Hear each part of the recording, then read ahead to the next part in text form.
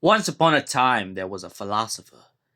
He said that the best way to live life was to use morality and live an honest, good living.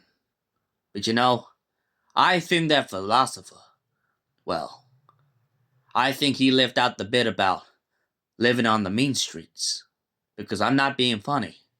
I'm not against a little bit of morality every now and then. But it ain't gonna pay my bills. Hey, buddy. Hello, ladies and gents, boys and girls, people of all ages, sexualities, and identities, and welcome back to another Doctor Who review. And today's Doctor Who review is none other than the Maltese Penguin. So, my friends, what is the Maltese Penguin about? Well, let's get right deep into the story, shall we? Let's take you to the main streets, as Frobisher likes to say. The private eye, well, that's what the clients like to call it. It's because it makes it sound a little bit more, professional. Sorry, I can't take myself serious.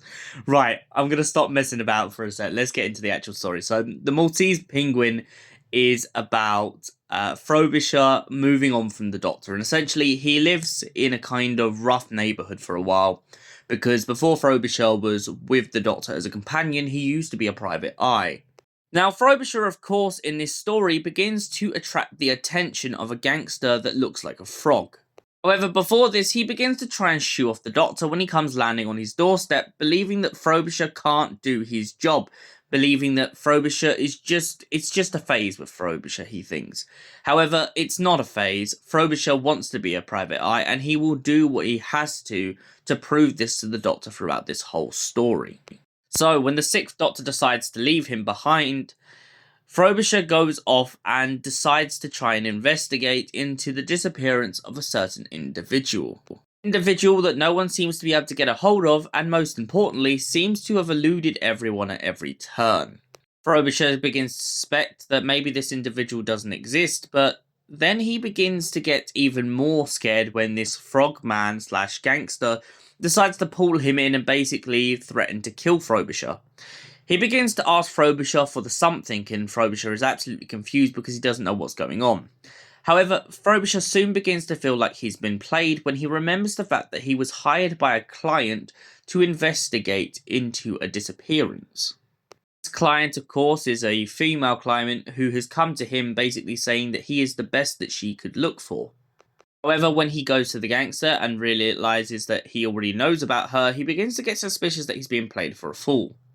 Frobisher is then taken off to the edge of a cliff to be killed, in which he ends up diving off the cliff and luckily transforming back into a penguin rather than impersonating the Doctor. Oh yes, I should have mentioned, Frobisher basically spends most of this story impersonating the Doctor. Back to the story, so he manages to deep dive down off the cliff and then comes into contact with the Doctor once again. It turns out that the Doctor admits that he's been very lonely this whole story and he just really badly wants Frobisher back. Doctor then decides to clear off for a while and leaves Frobisher to it. When Frobisher survives the fall and doesn't die, he goes back to his office to discover the woman who hired him is sitting in there, waiting around, like as if he shouldn't have come back. He begins to try and confront her over this. She then gets into an altercation with one of the gangster's bodyguards and points out that due to the fact that he keeps searching for the something and thinks that it will help him overthrow his boss, he is of course going to pay the price. She isn't wrong because a coin that he was given before he left the office decides to detonate in his hand and kill him mercilessly.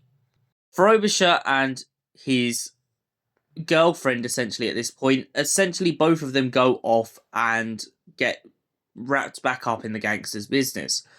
He begins to whittle onto them about wanting the something. He tries to give Frobisher a second chance to show him exactly what it is, and when he learns that it's not on Frobisher, he decides to take it off of Frobisher's girlfriend. At the end of the story, it's then revealed that the something is a microchip, and the whole point of it is supposed to be a joke. A joke told to the gangster's workers because he has essentially mined down this whole world until creativity is destroyed. He has left the world in grey and disarray. He has disillusioned everyone because the world is so worthless. However, he knows that if someone invents something, just something, could be anything, an apple, a laptop, a bit of microchip, any of it, it will completely crumble his whole empire. The joke gets told to his workers downstairs. That's exactly what happens. His whole empire begins to crumble. Frobisher is then given the opportunity to stay or to go. When he is starting to contemplate this, he soon learns that the girl who has become his girlfriend has actually been his ex-wife the whole time. She is also a shamus and a whiffadil, and she has been trying to protect Frobisher the whole time from the truth because she knows if she told him too much, that things would go awry. She also explains that she has missed him a lot and wishes that they had stayed together, but due to their big differences between their outlooks on the universe, that is why they have never managed to rekindle their love. She also tells him that he needs to get back in the TARDIS with the Doctor because if he doesn't, he'll regret it for the rest of his life. So, the Maltese Penguin. What did I think of this story overall? It's not a bad story. Is it as good as Holy Terror? I don't think so, personally. I do like the philosophy, and I really love the idea of Frobisher rekindling some love with his ex-wife. However, I do feel like the Doctor is absolutely wasted in this story, and this story itself could have just been about Frobisher. And for that reason, I'm going to give it an 8 out of 10. Thank you for watching, and we'll see you in the next Doctor Who review. Until then, goodbye, stay beautiful, and hey, Ace, I'm a whiffle deal. Amen, nobody like me. Goodbye for now.